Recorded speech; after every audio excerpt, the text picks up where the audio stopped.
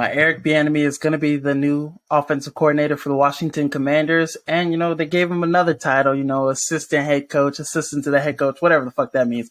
But whatever that does for him, not getting the head coaching position anywhere was, disappointing. But Bieniemy, I mean, this is what else can he do now? What else can you do? But this is a bad situation, I think, for him. Washington Commanders, this offense is terrible.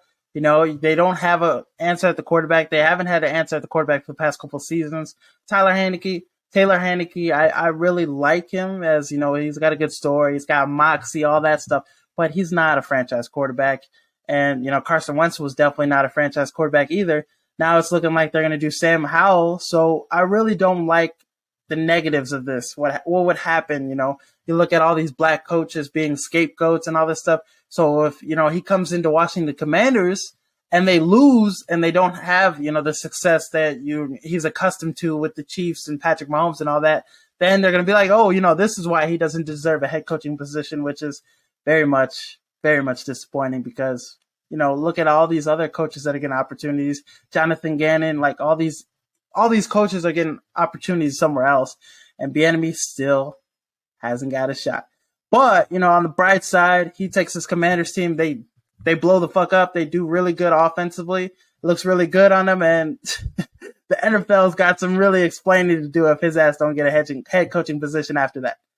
So really just hoping Eric Bieniemy can succeed in this new position with the Commanders and they do some things. But I don't think Sam Howell is the answer at quarterback for them. I think there might be another guy they need to bring in. You bring in a guy like Derek Carr, then we're possibly talking because they got some weapons offensively. They got Terry McLaurin.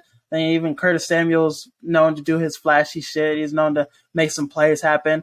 So, I mean, it's just I don't want to see my guy Eric Bieniemy fail in this spot because, he's not going to gain shit from failing with the Commanders. He's going to be right back where he was. To be honest, if I was him, I would have just stayed with Patrick Mahomes and waited till Andy Reid retired. But Bieniemy is getting old himself, so it's just, hopefully, the Washington Commander situation goes good with him, but I'm really not a fan of this move for him.